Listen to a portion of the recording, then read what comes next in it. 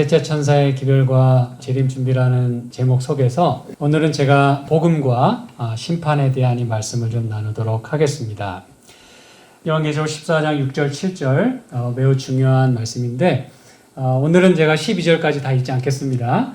6절 7절만 우리 같이 한번 읽어보도록 하겠습니다. 또 보니 시작. 또 보니 다른 천사가 공중에 날아가는데 땅에 거주하는 자들 곧 모든 민족과 종족과 방언과 백성에게 전할 영원한 복음을 가졌더라. 그가 큰 음성으로 이르되 하나님을 두려워하며 그에게 영광을 돌리라. 이는 그의 심판의 시간이 이르렀음이니 하늘과 땅과 바다와 물들의 근원을 만드신 이를 경배하라 하더라. 아멘. 세 천사의 기별을 한마디로 하자면 뭐라고 얘기할 수 있겠어요? 네, 영원한 복음입니다. 이게 요약하고 또 서론이자 결론인 말씀이 영원한 복음이에요. 그런데 이 영원한 복음은 무슨 메시지와 연관되어 있다고요? 심판의 메시지와 연관이 되어 있습니다.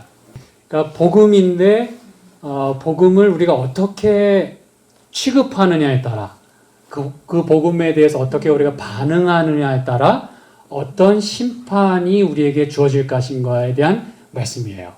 굉장히 엄숙한 기별이 아닐 수가 없습니다. 그렇죠?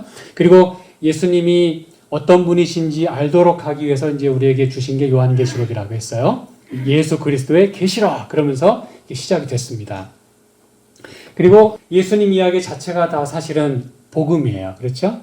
그분이 오심으로 인해서 복음이 시작됐고 우리에게 이제 그 자체가 구원이 되는 것이죠. 그렇죠? 그래서 복음을 받아들이는 그 태도에 따라 제가 이제 마지막 그 슬라이드에 이제 그 문구가 있어요.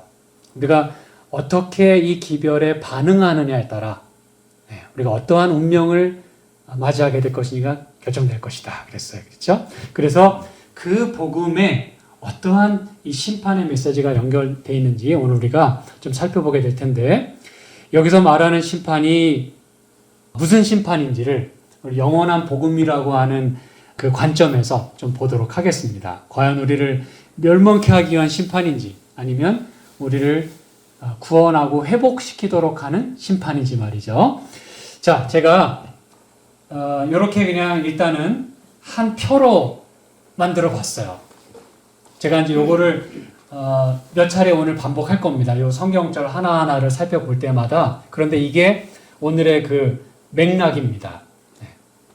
이건 뭐 어디 나와 있는 게 아니고 제가 그냥 만든 거예요.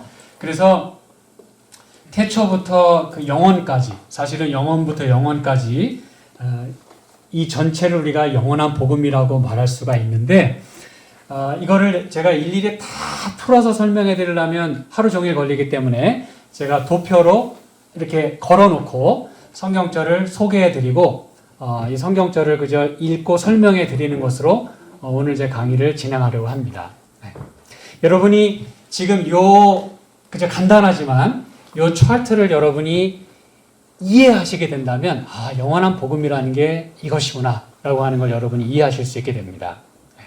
복음은 복음인데 왜 이걸 영원한 복음이라고 했을까? 그렇죠? 여러분이 알고 계시는 복음은 무엇입니까? 누군가가 여러분에게 복음이 뭡니까? 라고 물으신다면 뭐라고 대답하시겠어요?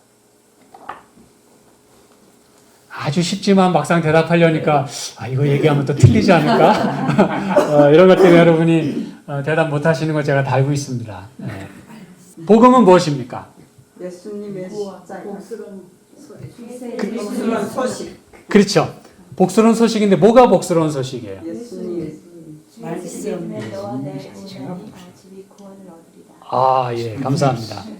복음은 여러분 영원부터 영원까지 존재하는 게 그래서 영원한 복음이라고 얘기하는 거거든요.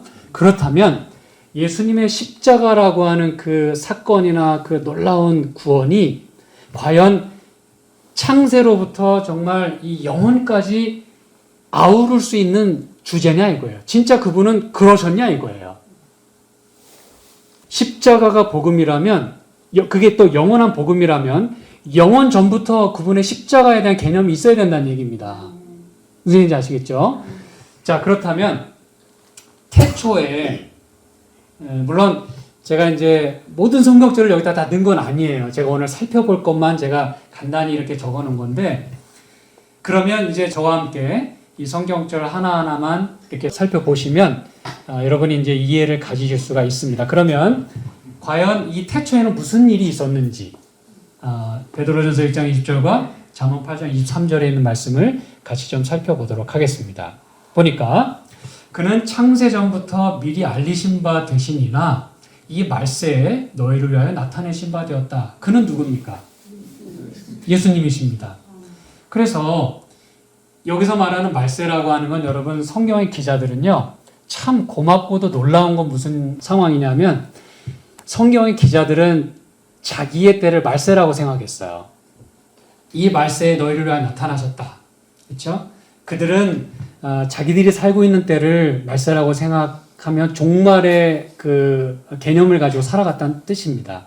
저와 여러분은 그들이 살았던 때에 말세라고 생각했던 거라고 생각이 든다면 오늘 우리는 말세의 그 끝자락에 와 있는 거예요. 그래서 어떤 분은 그렇게 얘기했어요. 우리는 말세의 새 말에 살고 있다. 말 됩니까, 여러분? 말세에 살아가고 있는데 그 말세 중에서도 새 말, 그 세상의 정말 끝자락에 살고 있다. 이 다니엘서 2장의 금신상을 예를 들자면 우리는 어디에 살고 있어요? 발가락 시대. 근데 발가락 시대도 수백 년 전에 시작됐어. 그럼 우리는 이제 발톱의 끝에 그 때 거기에 살고 있는 겁니다. 아시겠죠? 네. 그래서 이때 예수님이 나타내신 바 됐다 그랬어요. 가장 중요한 순간에 그분이 나타나셨어요. 그런데 베드로가 이 말씀을 하면서 뭘 말씀하기를 원하셨냐 하면 나타나셨어요. 복음으로. 우리를 구원하기 위해 나타나셨어요. 근데 이 땅에 오신 그 예수님은 어떤 분이냐 이거예요. 어떤 분이 오셨냐 이거예요. 창세전부터 미리 알림받았다 그랬어요. 알림받았다는 게 영어에 보니까 foreknown 이렇게 돼 있어요. 미리 알리신 바 됐다. 그럼 이게 무슨 말이냐 이거예요. 여기에 대한 여러 가지 단어가 있습니다. 뭐 chosen 됐다, appointed 됐다. 그러니까 선택되셨고 임명받으셨고 그런 의미가 있어요. 창세 때부터 그분은 뭔가 이렇게 선택받으셨어요. 근데 뭘 위해 선택되셨을까? 여기에 대한 원어적인 의미는 foreordained란 뜻입니다. ordain은 무슨 뜻이에요? 기름 부음 받는다. 혹은 오늘날로 따지면 안수 받는다 그런 뜻이에요. 근데 안수 받는 것도 미리 for 이미 창세 전부터 그분은 미리 안수 받으셨다 그랬어요. 그럼 여러분 안수는 보통 이 성경에 언제 누가 받았습니까? 왕이나 제사장이나 선지자가 안수를 받았어요. 기름 부음을 받았습니다. 뭐 하려고? 사명을 감당하기 위해서. 위임하고 또 하나님이 주신 명령을 수행하기 위하여 그것도 authority를 가지고 그렇죠? 네. 자격을 가지고 하나님 주신 그 임명장 들고 마치 암행어사가 이 마패, 어패를 들고 다니듯이 그래서 그분은 그 무엇인가를 위하여 창세전부터 안수를 받으셨어요. 그럼 여러분 예수님이 뭐 하러 안수를 받으셨을까요? 뭐 하기 위해서? 네, 이 땅에 오셔서 우리를 위하여 죽으시기 위하여 안수를 받으셨어요. 때로 이 목사로서요, 이 목사 안수 받은 이후에도 솔직히 말씀드려서 참 부끄러운 얘기지만 내 목사 그만둘까? 이런 생각이 들 때가 있어요. 진짜 막 스트레스 많이 받고 많이 힘들고 정말 이 목회하다가 내 구원까지 잃어버리겠다. 그런 생각이 들 때는 내가 목회 진짜 나 계속 해야 되나 이런 생각이 들 때가 있어요. 뭐 받았음에도 불구하고 안수 받았음에도 불구하고. 근데 여러분 예수님은 안수 받으시고 끝까지 그 일 해내셨어요. 중간에 얼마든지 포기할 수많은 이유와 변명 하실 수 있었어요. 아무리 봐도 얘네 구원하는 건 의미가 없어. 하나님, 이 얘네 구원해봐야 이거 뭐합니까? 이게 진흙탕에 또 들어가는 거. 이거 될 게 아닙니다. 그러면 하나님도 아마 예수님이 그러셨다면 알았다. 그러셨을지도 몰라요. 근데 예수님은 이 일을 위하여 안수받으시고 그냥 돌진하셨어요. 누가 뭐라건. 그래서 안수받으시고 이 말씀이 너희를 위하여 나타나셨다라고 이야기를 하는 겁니다, 여러분. 이제 좀 이따 다시 말씀드리겠지만 안수받는다고 하는 거는 구약에 기름 부음 받는다는 건데 기름 부음 받은 자라는 뜻을 가진 단어가 있어요. 메시아입니다. 메시아. 그거는 히브리어로 메시아고 헬라어로는 크리스토스, 크라이스트입니다. 그래서 우리가 예수 그리스도라고 그러는 거예요. 제가 좀 이따 다시 한번 말씀드릴게요. 그 다음에 이제 잠언 8장 23절에 보니까 만세 전부터 상고부터 땅이 생기기 전부터 내가 새 옷을 입었다 그랬어요. 이 잠언 8장은 이제 지혜의 장이거든요. 근데 거기 말하는 지혜가 우리가 말하는 이 지혜가 아니고 예수님 자신을 의인화시켜서 얘기를 한 거예요. 그래서 여기 말하는 내 지혜, 그건 예수님을 가리키는 겁니다. 근데 뭐라고 말씀하냐면 만세 전부터 상고부터, 그렇죠? 땅이 생기기 전부터 내가 새 옷을 입었다. 새 옷을 입었다라고 하는 게 뭐 establish 됐다는 건데 그분이 무슨 뭐 새 옷 입을 게 뭐가 있어요? 이미 하나님이신데. 그렇죠? 근데 왜 뭘 새 옷을 받았냐 하면 그 NAS 버전에 보니까 consecrated, 성별됐다 이렇게 얘기합니다. 태초부터 그분이 구별되셨어요. 헌신하기로 작정하셨어요. 뭐 하시려고 하시려고 했을까? 그 다음에 Amplified Bible에 보니까 I was established and ordained 이렇게 번역을 했어요. 얼마나 저는 이런 표현들이 참 고맙고 참 감동 있는지 몰라요. 그리고 YLT 보니까 From the age I was anointed. 기름 부음 받았다 이거예요. 창세전부터. 그래서 여러분 예수님은 물론 요한계시록 13장 8절에도 창세전부터 죽임을 당한 어린 양이라고 이야기하고 있어요. 그래서 복음은 영원하다고 이야기하는 겁니다. 우리 인간에게 가죽옷을 지어 입히신 그거는 우리 인간과 관련해서 적용되는 거지만 이미 그분은 창세 전부터 consecrated. 그냥 그 일에 그냥 목숨 거셨어요.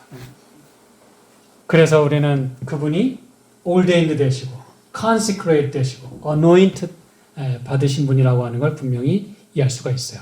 시편 2편 6절 7절에 보니까요. 놀라운 말씀이 있어요. 이거 이제 우리가 지난 힐링 캠프 때 이제 공부하셨던 부분인데 내가 나의 왕을 내 거룩한 산 시온에 세웠다 하시로다. 이 시편 2편은 무슨 시편이라고 말씀드렸어요? 메시아 시편입니다. 메시아. 내가 나의 왕을 내 거룩한 산 시온에 세웠다. 여기 말하는 세웠다. 이게 좀 전에 내가 새 옷을 입었다. 똑같은 단어입니다. 구약에 딱 2번 사용이 된 단어예요. 아시겠죠? 그러니까 이건 굉장히 의미 있고 중요한 그런 표현입니다. 그런데 내가 여호와의 명령을 전하노라. 여호와께서 내게 이르시되 너는 내 아들이라. 오늘날 내가 너를 낳았도다. 이 표현은요. 기억나십니까? 언제 이런 그 얘기를 한다 그랬어요? 왕이 자기 자녀에게 왕권을 물려줄 때, 그 다음에 기름 부을 때 이런 표현을 썼습니다. 이게 이제 그냥 하는 얘기가 아니라 그 고대 근동 지방의 풍습이 그랬어요.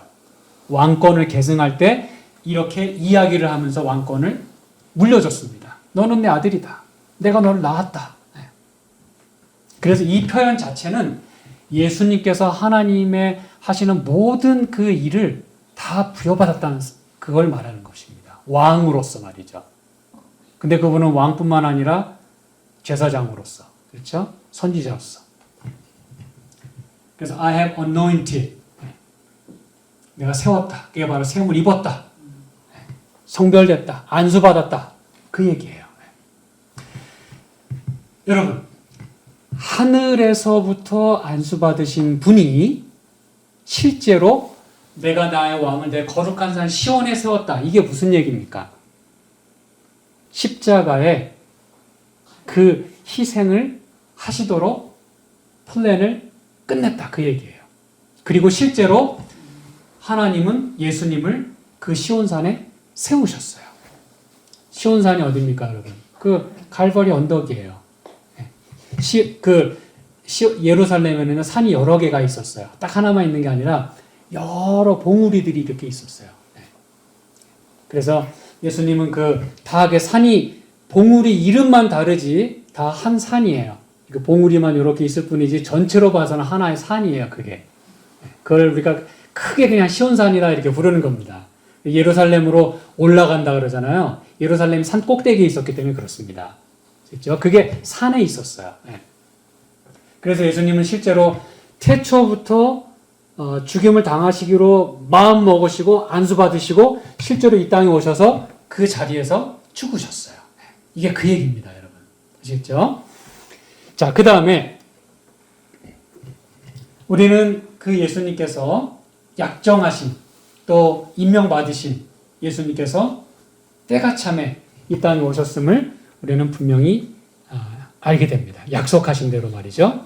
때가 참에 하나님이 그 아들을 보내서 여자에게서 나게 하셨다 그랬어요. 인간의 몸으로. 그렇죠? 이게 복음 아니고 무엇입니까, 여러분? 그렇죠? 아까 우리 정철영 제가 뭐라고 좀 불러드리면 좋겠나 그랬더니 형제라고 부르시면 좋겠다 그랬어요. 우리 정철영 형제님 아까 말씀하시기를 사람이 버러지만도 못하다고 사람들이 이야기하는 게 맞는 말이라고. 버러지는 서로 살기 위해서 서로 협력하고 서로 공생하고 그래서 살아남는데요, 버러지들은. 근데 사람들은 모아놓으면 다 지잘났다고 해서 다 그냥 망한대. 그렇죠? 성경에도 그러잖아요. 버러지만도 못한. 그렇죠? 특히 시편 22편에 그 벌레만도 못한. 그런 그 인간의 몸을 가지고 이 땅에 태어나셨어요. 이게 복음인 것입니다, 여러분. 그렇죠? 그리고 마가복음 1장 15절에 보니까 때가 찼고 하나님의 나라가 가까웠으니 회개하고 복음을 믿어라. 지금 예수님의 이 땅에 오신 것과 복음이 연결되고 있고 그 자체가 하나님 나라의 일이라고 하는 걸 지금 예수님이 여기서 딱 지금 표명하시는 거예요. 아시죠? 그리고 예수님이 이 땅에 오신 그 모든 타이밍과 그 예언은 바로 다니엘서 9장 24절 27절에 있어요. 근데 사실 한 절만 이해하려고 해도 1시간은 공부를 해야 됩니다. 그렇지만 여러분이 그죠? 다니엘서 9장 24절 27절에 있는 말씀은 예수님이 이 땅에 언제 오셔서 언제 침례를 받으시고 언제 돌아가실 것이 다 예언되어 있다는 거. 그것만 여러분이 알고 계시면 돼요. 예수님이 오셔서 기름 부음 받으실 때가 침례 받으실 때가 AD 27년입니다. 그리고 십자가에 달려 돌아가신 때가 31년.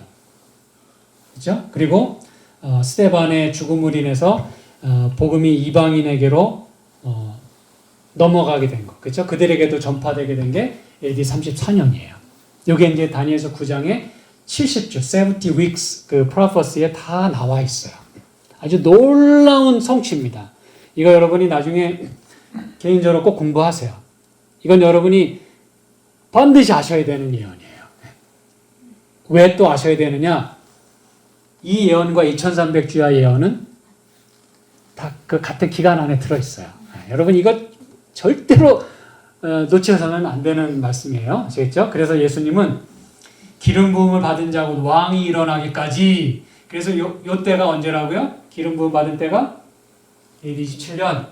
성경에 아주 분명하게 예언됐고 성취된 모습을 여러분이 보고 계십니다. 때가 참에 그분이 기름 부음 받으셨어요. 자, 기름 부음 받는다는 게 무슨 의미라 그랬죠? 뭐가 되는, 메시아가 되는. 그렇죠? 제가 강조드리는 이유가 있어요. 메시아가 되는 거예요. 굉장히 중요한 부분입니다. 자, 그래서 이렇게 때가 참에 오셨고 때가 참에 하나님 나라에 말씀하셨고 기름 부음 받으셨어요. 그런데 신기한 사실은 마가복음 1장 1절에 보니까 복음의 시작이라고 얘기하고 있어요. 자 보세요. 하나님의 아들 예수 그리스도의 복음의 시작이다 그랬어요. 아니 목사님 아까 복음은 뭐 영원 전부터 시작됐다면서요. 근데 왜 여기 이때가 복음의 시작이라고 얘기하십니까? 물론 이 말씀 자체를 어떻게 보느냐에 따라 다를 수는 있어요. 하나님의 아들 예수 그리스도 자체가 사실은 복음의 시작이라는 의미도 있고 예수님이 이 땅에 오셔서 우리 인간으로서 이렇게 생활하시게 된 게 사실 복음의 시작이라는 얘기거든요. 그럼 그 얘기는 뭐냐면 복음은 창세 전부터 시작이 됐지만 그게 나랑은 상관이 없었어요. 나는 그게 있는지도 몰랐어요. 그리고 나는 그때 살지도 않았어요. 근데 내가 있는 지금 이 자리에 내가 갈 수 없으니까 하나님이 오셨어요. 내가 있는 이 자리, 이 타이밍에 그분이 나의 시간과 공간 속에 들어오셔가지고 복음을 뭐 하신 거예요? 유효하게 시작하신 거예요. 이펙티브하게. 무슨 얘기인지 아시겠죠? 이미 복음은 시작됐지만 그 복음이 누구와 관련돼서 나와 관련돼서 워킹하기 시작한 건 이 땅에 오시면서부터예요. 나는 이분이 오시기 전에는 몰랐어요. 그분이 오시는지도 생각지도 않았어요. 왔는데도 몰랐어요. 이게 여러분 우리 인간입니다. 요한복음 1장에 자기 땅에 오매 자기 백성이 영접지 않았다 그랬어요. 예수님이 왜 여러분 마구간 안에서 태어나셔야만 했습니까 여러분? 몰랐기 때문이에요. 성경에 그렇게 예언했음에도 불구하고 오히려 동방 박사들은 열심히 연구했어요. 또 어떤 학자들은 그래요. 그들이 다니엘의 후손이다 이렇게도 얘기합니다. 왜냐하면 바벨론에서 왔으니까. 동방의 박사들이. 동방이 거기거든요. 다니엘의 깨달은 그 진리. 그들이 그 열심히 공부했다 그랬어요, 여러분.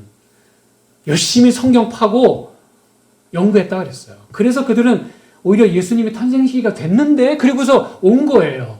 근데 막상 종교 지도자들은 유대인의 왕이 누구예요? 이렇게 이제 묻는 거죠. 네. 그래서 예수 그리스도 복음의 시작이라고 이야기를 해요. 그거는 나와 관련돼서 나에게 직접적으로 어플라이 되고 워킹하기 시작한 게 바로 이때라는 그 얘기입니다. 아시겠죠? 예수님이 이 일을 시작하셨어요. 그리고 놀라운 말씀은 이사야 61장 1절 2절에 메시아의 사명이 예언되어 있어요. 요건 우리가 좀 같이 읽도록 하겠습니다. 주 여호와의 영이 시작. 주 여호와의 영이 내게 내리셨으니 이는 여호와께서 내게 기름을 부으사 가난한 자에게 아름다운 소식을 전하게 하려 하십니다. 나를 보내사 마음이 상한 자를 고치며 포로된 자에게 자유를 갇힌 자에게 노임을 선포하며 여호와의 은혜의 해와 우리 하나님의 보복의 날을 선포하여 모든 슬픈 자를 위로하되 그랬어요. 이 여러분 이사야 61장은 굉장히 중요한 장입니다. 메시아가 누구시며 그분이 이 땅에 오시면 무슨 일을 할 것인가가 예언이 되어 있는 장이에요. 근데 주 여호와의 영이 내게 내리셨으니 그랬어요. 제가 이제 오늘 누가복음 4장에 있는 말씀은 일부러 안 찾겠습니다. 왜냐하면 예수님이 침례 받으시고 난 다음에 회당에 들어가셔가지고 이사야의 글을 펴서 읽으셨다 그랬어요. 무슨 말씀 읽으셨어요? 이 말씀 읽으셨어요. 그러면서 내가 주께로부터 기름 부음을 받고 그러면서 이제 얘기를 하셨어요. 주 여호와의 영이 내리셨다는 얘기가 바로 기름 부음을 하기 위해서. 그렇죠? 아까 기름 부음이라는 건 anointed, ordained 그 얘기입니다. 다 지금 같은 얘기예요. 그러면 기름 부음을 왜 받으셨냐 이거예요. 뭐 하기 위해서? 가난한 자에게 아름다운 소식을 전하기. 아름다운 소식이 뭐예요? 복음이에요. Good news. 네. 그분이 안수받으시고 이 땅에 오셔서 하시는 일이 뭐냐면 가난한 자에게 복음을 전하게 하신다 그랬어요. 그리고 마음이 상한 자를 고치며 저와 여러분이 예수님의 말씀으로 인해서 예수님의 사랑 때문에 힐링되셨다. 그 예수님의 사랑 때문에 예수님의 이 끊임없는 사랑, 그렇죠? 실패하지 않는 사랑 때문에 가능한 거예요. 네. 그렇죠? 마음의 상한 자를 고치며 포로된 자에게 자유를 갇힌 자에게 노임을 선포하고 2절 여호와의 은혜의 해와 우리 하나님의 보복의 날을 선포하여 그랬어요. 이건 좋아요. 여호와의 은혜의 해, 하나님의 보복의 날을 선포한다. 말이 좀 무섭잖아요. 보복의 날을 선포한다. 그렇죠? 근데 여러분 메시아의 사명이 뭔지 여러분 2절에 있는 말씀을 결코 놓쳐서는 안 됩니다. 많은 경우에 1절까지만 얘기를 해요. 메시아는 이런 일을 할 것이다. 근데 여러분 2절에 있는 말씀이 대단히 중요합니다. 왜냐? 은혜라고 하는 거는 여러분 이거를 이제 라틴어로 하면은 에너 더미니가 됩니다. 에너 더미니. 그러면 에너 더미니의 앞자를 따면 뭐예요? AD입니다. AD 많이 들어보셨죠? Before Christ, BC, 에너 더미니, AD. After 그게 아니고 에너 더미니가 AD의 약자입니다. 그러니까 예수님이 오시기 전에는 로마 건국연대를 따라가고 있었지만 예수님이 이 땅에 오심으로 인해서 세상 역사가 거꾸로 흘러가기 시작했어요. 오심을 기점으로 해서는 기원 전, 오셔서는 기원 후, 주전, 주후. 주자가 이제 이 주인 주자거든요. 주전, 주후. 그쵸? 그래서 before Christ 연대가 거꾸로 흘러가기 시작했어요. 예수님 오신 걸 기점으로 해서 새로운 연대가 시작이 됐어요. 그게 은혜의 해입니다. 그분이 뭘 시작하셨다는 거예요? 이 땅에 오셔서 은혜의 해를 시작하셨다는 뜻입니다, 여러분. 저와 여러분은 예수님의 은혜의 해 속에 살아가고 있는 거예요. 이게 여러분 복음입니다, 이게. 그걸 은혜라 그랬어요. 왜냐하면 그분이 이 땅에 오신 자체가 뭐예요? 우리에게 은혜입니다. 그리고 그분이 하시는 일, 이건 결코 잊으시면 안 됩니다. 하나님의 보복의 날을 선포한다 그랬어요. 유대인들이 뭘 착각했냐면 예수님이 메시아가 오시면은 로마의 압제로부터 우리를 벗어나게 해줄 메시아를 기다렸어요. 그게 이제 보복의 그 컨셉이거든요. 유대인들은 그걸 그렇게 이해를 했어요. 근데 예수님은 단지 로마로부터 우리를 건져내시는 그런 그 정도의 그 메시아가 아니라 아무도 깨뜨릴 수 없는, 사실 당시에 로마 나라도 어느 누구도 깨뜨릴 수 없는 나라였잖아요. 최강대국이었잖아요. 그렇지만 로마 강대국보다 더 강한 죄, 사단을 깨뜨리기 위해서 예수님이 오셨다는 말이에요. 단지 로마로부터 구원하는 게 아니라 그거는 껌값이야. 그거는 그냥 발로 툭 쳐도 되는 일이었어요. 예수님에게는. 제일 중요한 건 뭐냐? 누가 죄로부터 우리를 구원해 주냐 이거예요. 그건 아무도 그렇게 할 수가 없어요. 누구 외에는? 예수님 외에는.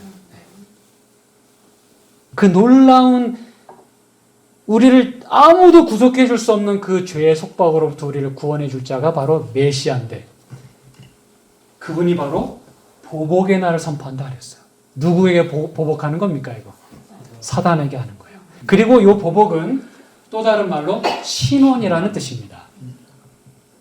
제가 이제 이거 앞으로 계속 말씀드릴 거예요. 신원. 이게 바로 요한계시록 14장 7절에 있는 제가 맨 처음 같이 읽자고 한 영원한 복음과 무슨 시간?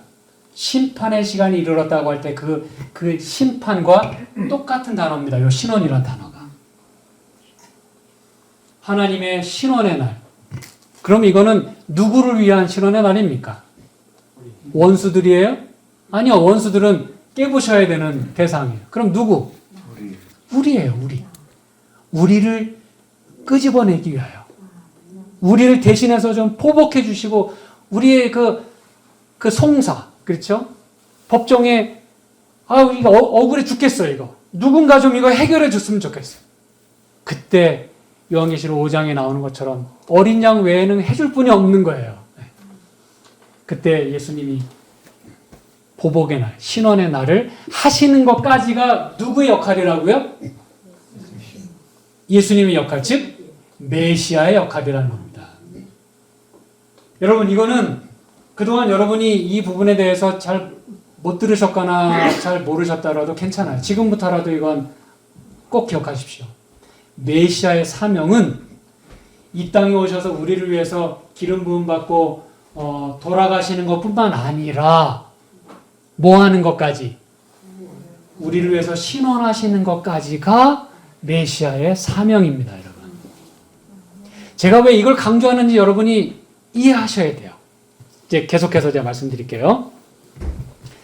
자, 그래서 예수님이 때가 참에 이 땅에 오셨고 이 예언의 말씀을 이루었어요. 그렇죠? 메시아로서 이 땅에 오셔서 침례를 아까 이제 기름 부음 받은 자 왕이 일어나기까지 해서 AD 27년에 침례를 받으셨어요. 근데 이 침례가 여러분 무슨 의미인지 아십니까? 보세요. 예수 침례를 받으시고 물에서 올라오실 때 하늘이 열리고 하나님의 성령이, 제가 이제 요 성령에 대한 얘기는 이제 다음 시간에 말씀드릴 거예요. 하나님의 성령이 비둘기같이 내려 자기 위에 임하심을 보시더니, 요 성령이 비둘기같이 내렸다, 요 표현이 구약에 나오는 무슨 표현? 주의 영이 내게 임하셔서 기름을 부으시고, 똑같은 표현입니다, 이게. 아시겠죠? 성령이, 왜냐하면 성령을 상징하는 기름을 머리에 부음으로 안수를 했거든요. 아시겠죠? 네.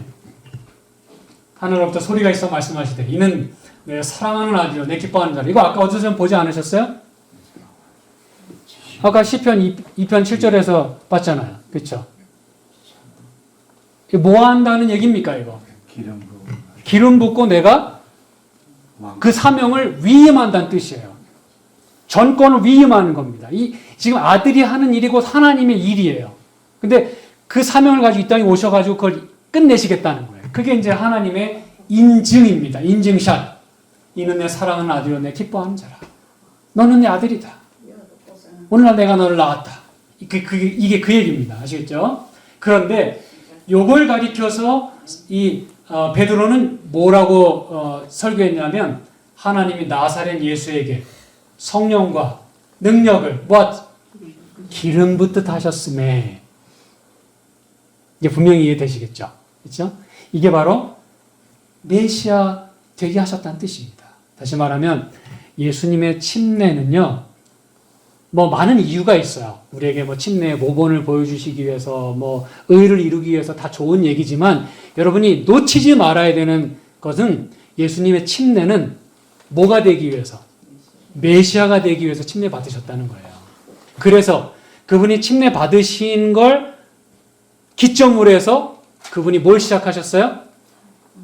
공적인 생애를 시작하셨어요. 메시아로서의 사명을 그때부터 시작하신 겁니다. 그때부터 태어나실 때는 예수라는 이름밖에 없었지만 그때 이후로는 예수 그리스도가 되신 거예요. 무슨 사건을 계기로? 침례를 계기로.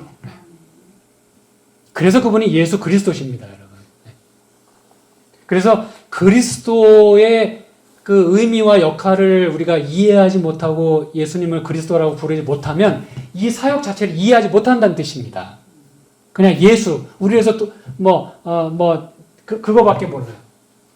자, 그래서 이게 지금 영원 전부터 그분이 안수 받으신 것이 이 땅에 오셔서 침례 받으심으로 그분이 이제 인증자 찍으신 거예요. 인증자. 그리고 이제 이때로부터 미니스트리를 시작하십니다. 아까 미니스트리 가운데 뭐가 있었어요? 가난한 자에게 복음을 전하시고, 포로된 자에게 자유를, 마음이 상한 자에게 그 힐링을. 그렇죠? 네. 메시아가 되신 이유가 뭐라고요? 이유. 왜 기름 부음 받으셨어요? 왜 기름 부음 받으셨어요?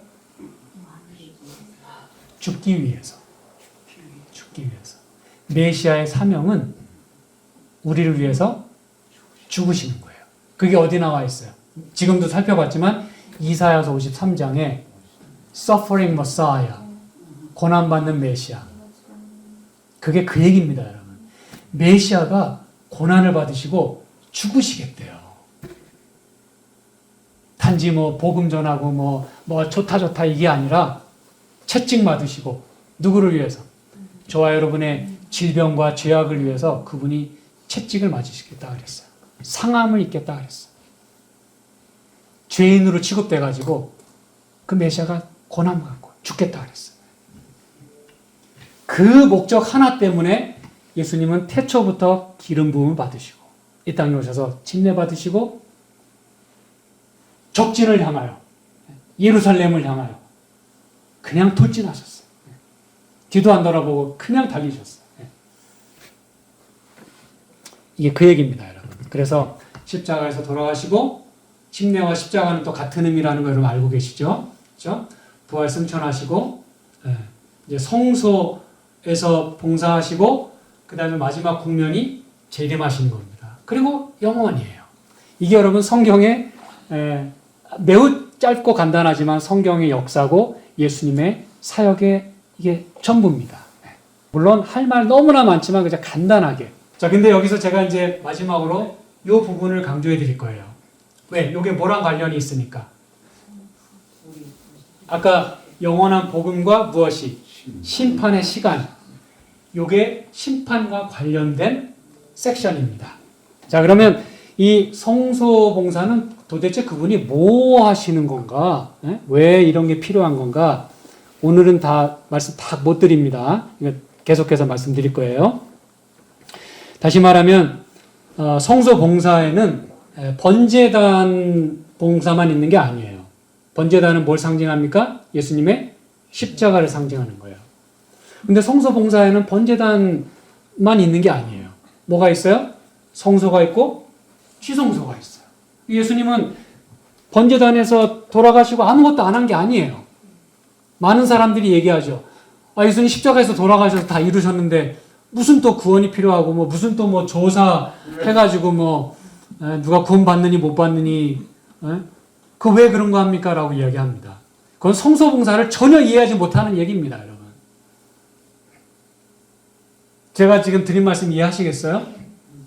예수님이 십자가로 다 이루셨다고 얘기하면서 왜 또 무슨 왜 조사 심판이 필요하고 무슨 심판이 또 필요하냐 이거예요. 그걸 이미 구원 받았는데 그게 맞는 말이에요? 맞는 것 같죠? 이제까지 그렇게 들어오셨으니까. 근데 예수님의 그 사명은요, 십자가에서 끝나는 게 아닙니다. 그러면 여러분이 질문하실 거예요. 목사님, 그러면 예수님이 십자가에서 다 이루신 건 뭡니까? 뭘 다 이루셨어요, 그러면? 구원 다 이루셨으면 무슨 또 심판이 왜 필요해? 네, 그러니까 뭘 다 이루셨어요? 네, 제가 지금 드리는 말씀을 반드시 기억하십시오. 예수님이 십자가에서 이루신 구원은 다 이루었다라고 말씀하신 건 뭘 다 이뤘느냐? 이 땅에 메시아로서 오셔서 그분이 감당하셔야 될 사명을 다 이루셨다는 겁니다, 여러분. 그러면 클리어해지죠? 네? 예수님이 이 땅에 오신 목적을 다 이루셨다는 거예요. 근데 예수님의 사명은, 메시아로서의 사명은 아까 뭐까지 있다고요? 신원하시는 것까지 있다고요, 여러분. 은혜를 시작하셔가지고 십자가에서 죽으시는 걸로 끝나는 게 아니고 우리를 신원하시는 일까지가 메시아의 사명이에요. 이 땅에 오셔서 끝내신 일을 십자가에서 다 이루었다라고 얘기하신 겁니다. 그러므로 예수님께서 지금 하고 계신 사역은 십자가의 사역이 부족하기 때문이 아니라 그 다음 단계가 필요하기 때문에 그런 거예요. 우리를 위해서 신원해 주셔야 돼요. 아멘. 여러분 번제단에서 죄를 고백했잖아요. 어린 양이 죽었잖아요. 그럼 그게 끝이었어요? 그 피를 가지고 어디로 들어갔어요? 성소에 들어갔고 그리고 1년에 딱 한 번 대속죄인의 지성소로 들어갔어요. 이걸 이해 못하면 이게 성경에 여러분 그렇게 많이 나오는 이 성소봉사 이해 못하면 예수님의 구원에 대해서 여러분 그렇게 하고 끝나는 겁니다. 십자가까지 다 이루셨는데 왜 무슨 심판이 또 필요하냐. 제가 지금 드리는 말씀을 여러분 일평생을 들고 있지 마세요. 왜냐하면 많은 지금 우리 재림교회 목사들 가운데도 이거 제대로 안 돼가지고 여러 사람 떨어져 나갔어요. 그 닥터 생 리도 마찬가지고. 네? 똑똑하다는 사람들이요. 이 메시지를 놓쳐가지고 그렇게 얘기해요. 십자가에서 이루신 구원이 뭐냐 그러면 다 이루었다는데. 그건 헛똑똑입니다, 여러분. 그거는. 네. 메시아로서의, 이 땅에서 메시아로서의 사명, 그거는 우리를 위해서 죽으시는 거예요. 그러나 그분의 사명은 거기서 끝나지 않습니다. 성소봉사가 있어야 되고 지성소봉사가 있어야 되는 거예요. 성소봉사에 대한 이야기가 요한계시록 2장 3장에 나오는 일곱 교회의 그 타임 프레임 동안 예수님은 성소봉사를 하시는 거예요. 왜냐하면 1장에 보니까 예수님이 어디 사이를 거느리세요? 일곱 촛대 사이. 네? 여러분, 이 땅에서의 성소예요? 어느 성소예요? 그게? 하늘 성소. 왜? 예수님은 승천하셨잖아요. 하늘 성소 이야기예요. 그렇게 분명하게 나와 있는 걸 왜 그 이해를 못하고 왜 그거를 보지 못하는지 모르겠어요. 그 봉사 마치신 다음에는 1년의 과정을 통해서 성경에 약속한 그 2300주야 끝 해가지고 뭐가 시작하는 거예요? 지성소 봉사가 시작이 되는 것입니다. 여러분 아시겠죠? 그래서 여러분 마가복음 16장 19절에 있는 말씀을 여러분이 꼭 기억하시기 바랍니다. 왜냐하면 아까 마가복음 1장 1절에 예수 그리스도 복음의 시작이라 그랬거든요. 근데 많은 복음서들은 다른 복음서들은 이거에 대해서 얘기하고 있지 않아요. 마태나 누가나 요한은 이 부분을 언급하지 않습니다. 그런데 감사하게도 마가는요. 복음의 시작이라고 얘기를 해놓고는 많은 사람들이 복음의 끝은 생각도 안 해. 아, 그래 시작하셨지. 그리고서 아무 생각이 없어요. 관심도 별로 없어. 근데 마가는 시작이라고 얘기해놓고는 참 친절하게도 맨 마지막 장 마지막 절 2절 19절 20절에 그분의 복음의 끝이 어딘지 얘기해주고 있어요. 보세요. 주 예수께서 말씀을 마치신 후에 하늘로 올려지사. 하늘로 올려지는 것까지는 다른 기자들도 기록을 했어요. 그렇죠? 마태도 승천하시면서 내가 세상 끝날까지 너희와 항상 함께 있겠다. 그리고서 승천하셨어요. 근데 요거는 마가만 기록하고 있어요. 하나님 우편에 앉으시니라. 와, 여러분 저는 정말 이 마가의 이 복음이 정말 훌륭하다고 생각합니다. 마가는 진짜 중요한 게 뭔지를 알고 복음의 시작과 끝을 지금 잘 얘기해 주고 있어요.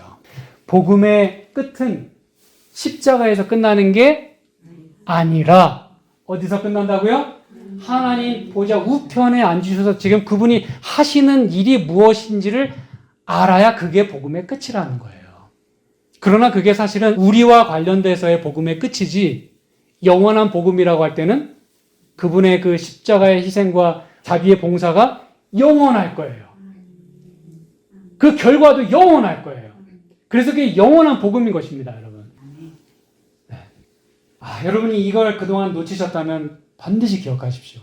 마가는 맨 마지막에 너무나 감사하게도 하나님 우편 앉으셨다는 걸 놓치지 않고 기록하고 있어요.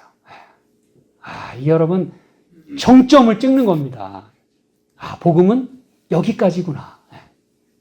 메시아의 예수님의 사명이 이 땅에 오신 걸로 끝난 게 아니라 하나님 보좌 우편에 앉으신 것까지 마가는 바라본 거예요. 그래야 복음의 완성이라는 것입니다.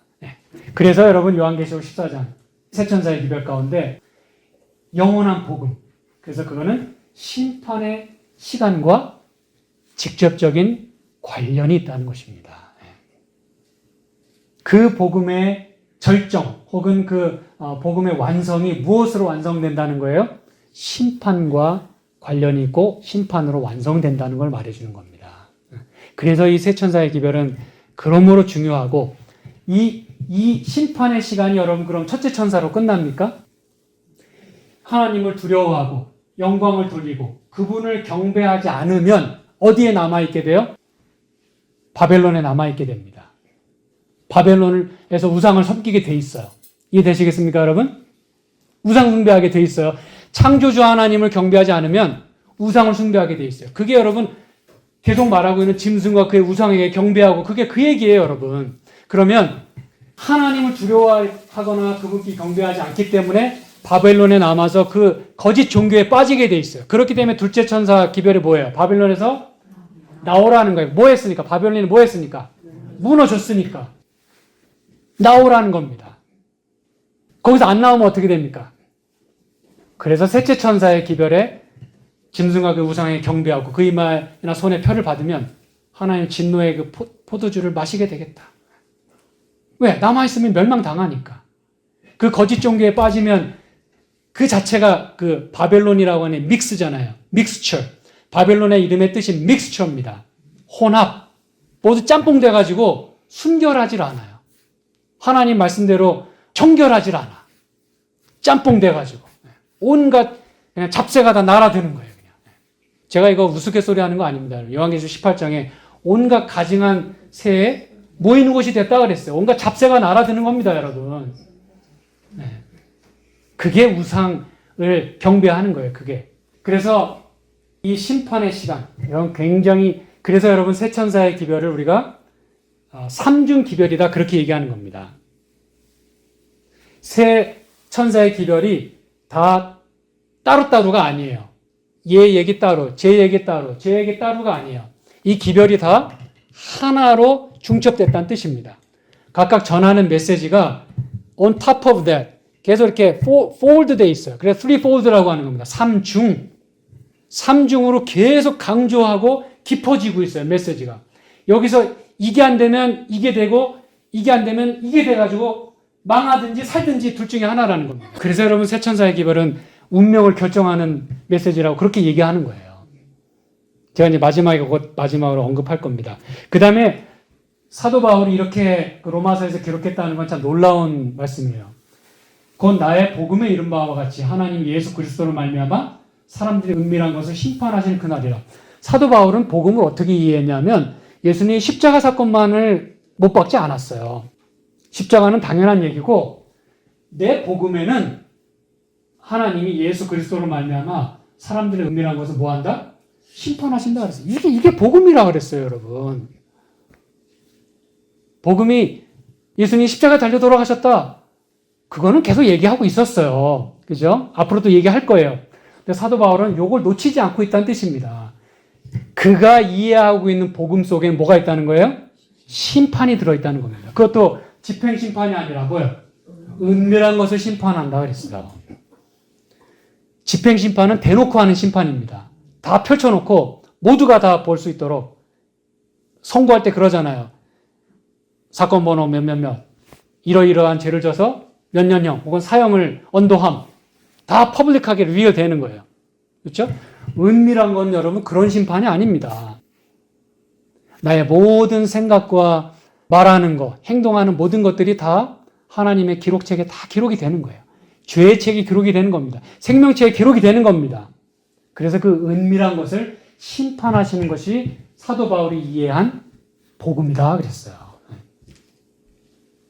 영원한 복음이라 할 때 그 복음은 심판의 메시지가 포함되어 있고 그 심판을 통해서 복음이 완성된다는 뜻입니다, 여러분. 자, 그래서 복음의 시작과 끝이 있고 이제는 마지막 이 예수님의 지성소 공사 이야기가 이제 마지막에 어떻게 이해되고 있는지를 좀 살펴볼게요. 다시 한번. 때가 찼고 하나님의 나라가 가까워했으니 회개하고 복음을 믿으라. 복음 속에 이미 하나님의 나라의 컨셉이 들어있다는 뜻입니다. 그럼 여러분 하나님 나라가 심판도 없이 이르러 올까요? 십자가 다음에 바로 하나님 나라 올까요? 아닙니다. 이 복음 속에는 하나님의 나라가 가까이 왔다라고 하는 이 메시지 자체는 심판의 과정을 포함하고 있다는 뜻이에요. 자, 그 다음에 이 전국 복음이 모든 민족에게 증언되기 위하여 온 세상에 전파되리니 그제야 끝이 오겠다. 그러므로 이 천국 복음이 증언되고 전파돼야만 끝이 오겠다 했어요.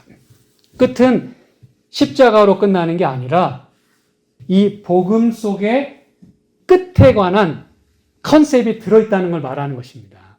복음 속에는 이미 이게 전파가 끝났을 때 그때 끝이 이르러 온다고 하는 그 내용이 복음 속에 들어있다는 거예요. 그리고 여기서 말하는 건 또한 천국 복음. 천국이 뭐라 그랬죠? 하나님 나라. 그렇죠? 그게 복음 속에.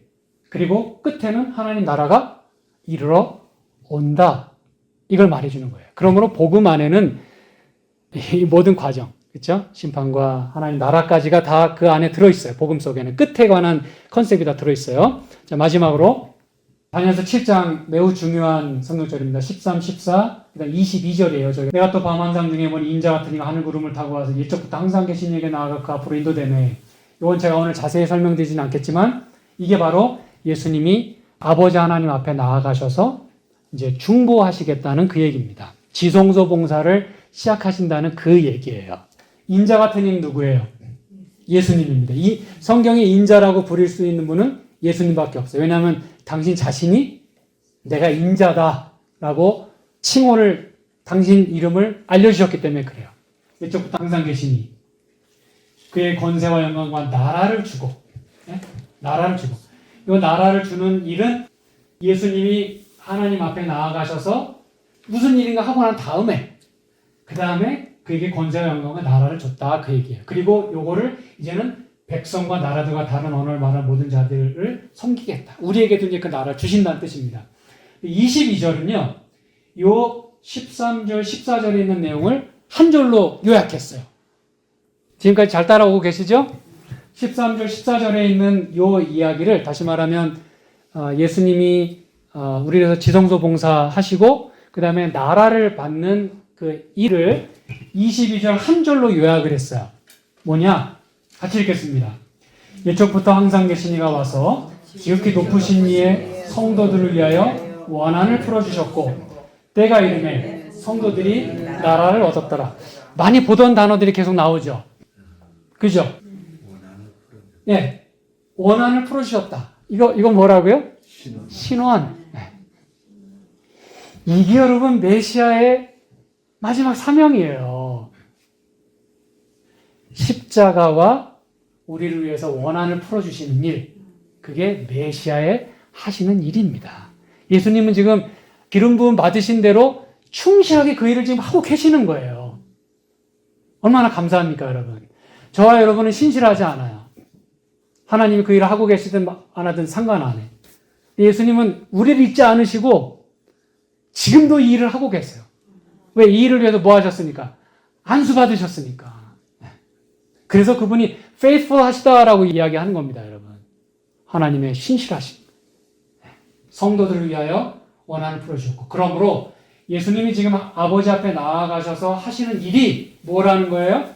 성도들을 위하여 지금 신원해주고 계신다. 그거를 22절에 딱 명시해 주신 겁니다, 여러분. 근데 알고 봤더니 그 심판이 무슨 심판이라고요? 신원을 풀어주는. 누구를 위해서?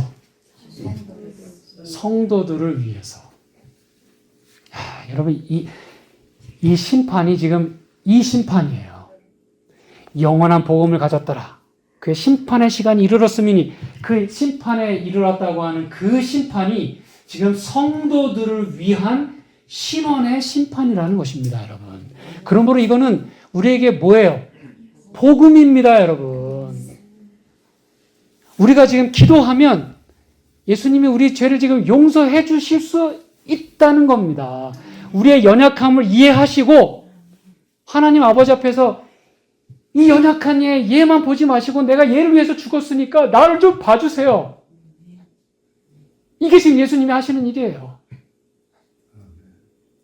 얘는 약하지만 내가 했잖아요, 아버지. 내가 흠없는 양의 피로 펄픽하게 이루었잖아요. 나를 보세요. 이게 성도들을 위한 신원입니다, 여러분. 아멘. 그리고 때가 이름에 성도들이 나라를 얻습니다. 이게 복음이에요, 여러분. 쉬운 버전으로 하자면 죄로 결박된 우리 성도들을 위해서 풀어주시고 우리들이 그 죄로부터 새로운 구원을 얻어서 마침내 하나님 나라를 얻기까지 하나님이 예수님이 이 일을 충실하게 하실 것이라는 약속입니다. 복음 안에는 이렇게 심판과 나라, 이 얘기까지가 복음이에요, 여러분. 이게 영원한 복음입니다. 제가 이제 오늘 말씀을 마무리하겠습니다. 창조부터 끝까지, 재림까지, 그렇죠? 그리고 마침내 천국을 우리에게 주시기까지 쉬지 않고 일하시는, 결코 실패함이 없고 실수함이 없으신 예수님께서 이 사역을 지금 다 이루고 계세요. 이걸 우리가 영원한 복음이라고 부르는 것입니다. 그러므로 여러분, 우리는 확인을 했습니다. 영원한 복음은 결국 우리를 살리기 위한 주님의 사랑이고, 그 기별을 어떻게 받아들이느냐에 따라 지금 진행되고 있는 심판에서 내가 의롭다고 판정되겠느냐, 아니면 여전히 거절하고 내 멋대로 바벨론에 남아있겠어요 저는, 그리고 나서 멸망할 것인가, 우리의 선택이에요. 그래서 여기 마지막에 이렇게 얘기합니다. 같이 읽겠습니다. 이 기별들을 바르게 이해하는 것은 매우 중요한 일이다. 모든 영혼들의 운명이 이 기별을 받아들이는 태도에 달려 있다. 기도하겠습니다. 하나님, 저희를 도우셔서 이 기별을 잘 이해할 수 있도록 축복해 주시옵소서. 이 기별을 우리가 지금까지 무시했거나 또 무관심했거나 혹은 잘 모르고 있었거나 오해하고 있었다면 저희를 용서해 주시고 도와주셔서 이제 이 말씀을 잘 이해하고 이 말씀을 우리의 마음속에 새기고 내가 어떻게 그러면 이 복음에 대하여 반응할 것인지 오늘 이 저녁에 깊이 생각하고 주님과 대화하는 저희들의 신앙이 되고 축복이 되도록 인도하여 주시옵소서. 사랑하는 이곳에 모인 여러 주님의 아들, 딸들을 주께서 기억해 주시고 기도하는 모든 그 간구하는 소리를 응답해 주시고 우리의 연약한 것 주께서 붙들어 주시고 또 아픈 곳 치유하여 주시옵소서. 이 밤도 저희와 함께 해 주시기를 예수님의 이름으로 간절히 기도드립니다. 아멘.